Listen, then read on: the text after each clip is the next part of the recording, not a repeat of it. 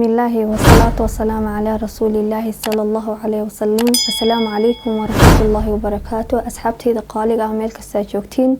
كسو دوادة جنال كيني حروبنا عنتد عافيماتك وولاشين شكر آدم بولي ولا ليال معان ما انتو حربا إن لو ذاقو wax aad u qiimo badan oo la dhaho huruda iyo sinjibisha aniga ayaa isticmaala waxaan ka arkay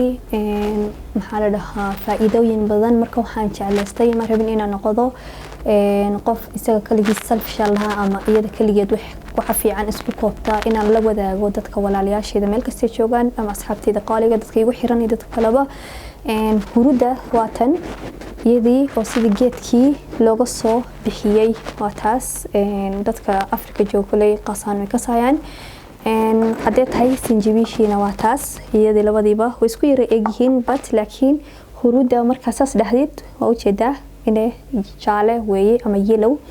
bas sinjibishi waa taas way cad tahay inka ka fiiqtid galka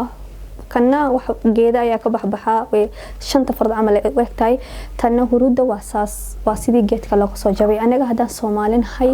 waxaan ku caansanahay huruda inaan gabdhaheena aan soo qurxino dadna way jiraan in cuntada ku darsada laakiin ma u badnin dadka actually dhaqaatiirta loo tago sidii Hindida ama Chinese-ka dadka waxay isticmaalaan huruda ay isku daaweeyaan ama sinjibisha marka aniga shukri ahaan maxaan sameeyaa inta sideebaan u sameystaa huruda iyo sinjibisha aniga iyo dad badan oo ila aan asxaab dhahay ama walaalayaashayda hadaan waxa jiro waxaan sameeyaa huruda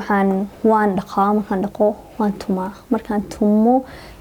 kana soo qaada tan saayidee weyn tahay taasoo kale jabkaas oo kale isagana xafiiqin because galka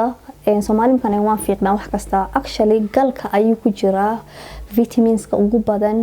maxaa la dhahaa geedaha even fruits ka saas waaye marka waxaan kula talinayaa walaashayda ama walaalkayga qofka oo isticmaalayo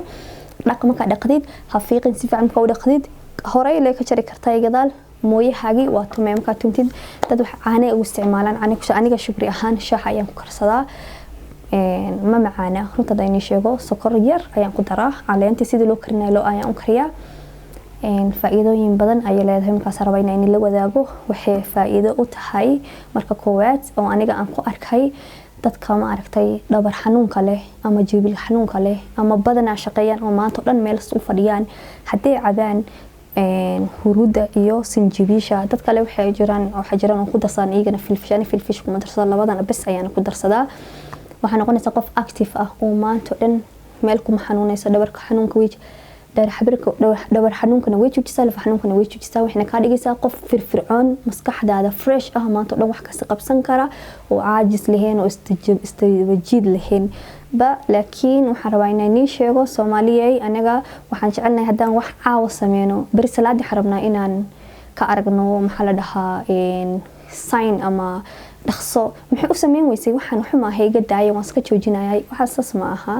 waxaan chemical kuma jiro waa dirtii Ilaahay subhanahu wa ta'ala uu soo saaray waxayna u baahan tahay time inaad siisid time yar 3 week ama bil ka bacdi adiga ayaa isku arkayso jirkaaga waxa ka dhacayo caafimaadka lahaan doontid jilba xanuunka lafa xanuunka caajis maanta dhan qof meel fadhiyo wixii raba inuu sameysto laakiin sameysan karin ku dhaay waxba iga dhaqso dhigi oo shaqeynayo kala furfuraysa qofkii maskaxdiisa fresh ay ka dhigaysaa waxa kale u fiican tahay dhinaca dumarka qaas ahaan dadku waxa arkaysa gabdho ku dhahaayaan markuu igu soo socoto caadada maanta dhan dhabarka laga haaya ama mindhicirka laga haaya oo maanta xanuun dareemaysa qofkaas waxay ku tusaysaa si uga soo bixi leed ayaa dhigiisa ayaa xirxiran soo hadii bahashan ay laazimto iyadii waxay arkaysaa oo caadideedu helayso wax xanuun leh oo lahayn jirin marka maadaama ay dhigi iyo nerveski ay furfuraysana gabadhii deexda dhigeeda oo caadideeda u yaraan jiray way badinaysaa waxay arkaysaa qofkii oo gabadhii caadideeda wax badan ka socdaan oo caadi ah oo xanuun dhabar xanuun isku arkayso mindhic xanuun isku wixii dhan way ka dagaaltamaysaa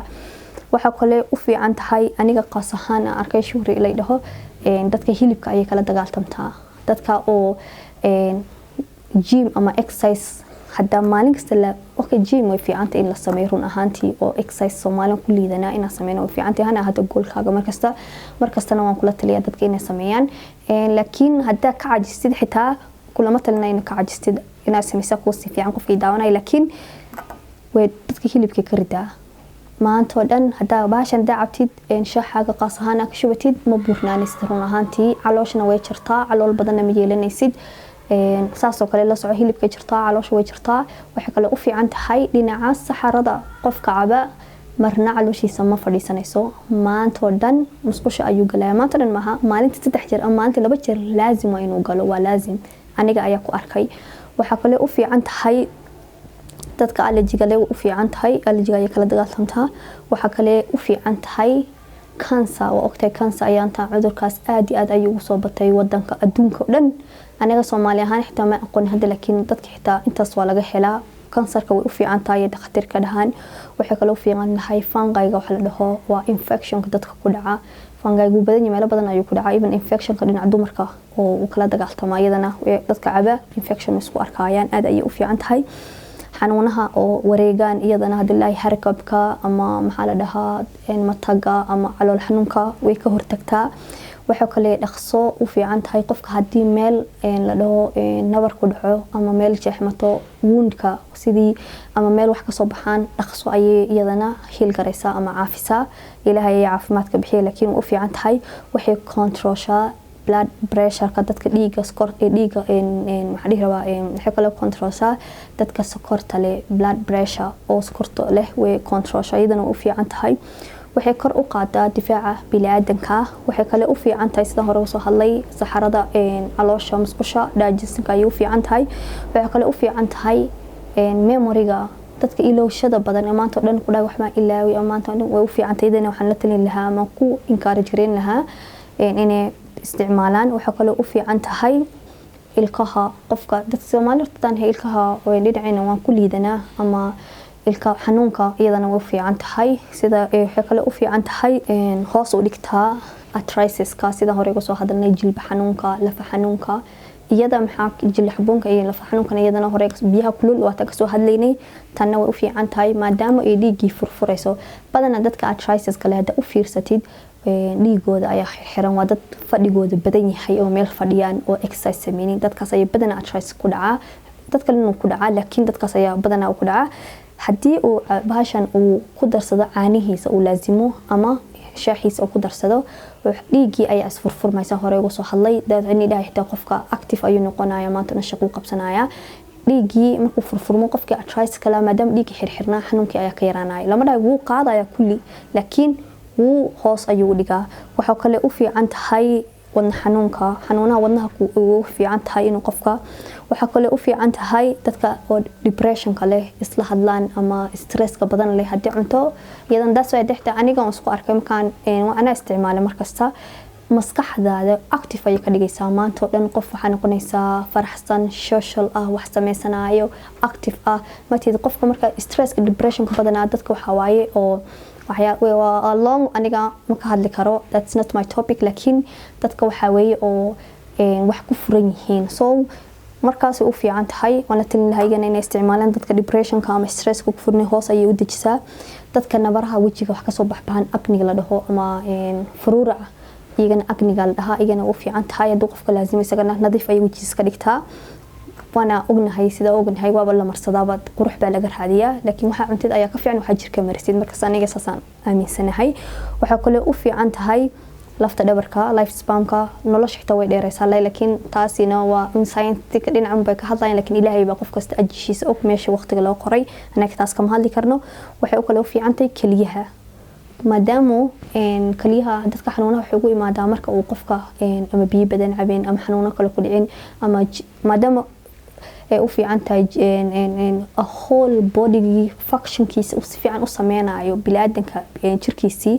kalidiina of course way u fiicnaanaysaa marka walaalayaal macaan waa talo iyo advice aniga ila aan inigu encourage gareenayo shaahina ama caanihiina markasta waxa caafimaad kale ma macaana but laakiin adiga ayaa choice kaas kale gabadha Soomaalida ama wiilka Soomaalida sida caafimaadkaaga kor u qaadi lahayd waxaan kale oo dhalo dhan dib ay kaaga imaanaysaa waqti gaaban ay leedahay waxba fiirinin marka la qabsid hadhow caadi normal kuna noqonaysa marka ugu horeysa la maalinta koowaad maalinta wax qaraar xitaa sadeyn ma laha wax la dhahay test ama la dhahay macaan ama runta daynii sheego fiican runta inaas ku sheegno soo ay nagula talinaha inaa isticmaashin dadka raba inay hilibka iska gooyaan dadka inay noqdaan active ka ah dadka arthritis kale dadka calooshooda fadhida waxaas oo dhan dadka depression ka stress kale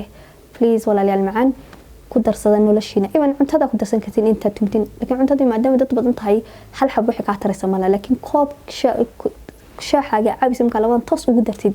wax badan waxa ku saameyn badan ay ku leeyahay jirkaaga inagoo mahadsan walaalayaal macaan sheegaraya channelkeena si dad kale ugu faa'iideystaan wassalaamu calaykum wa rahmatullaahi wa barakaatuh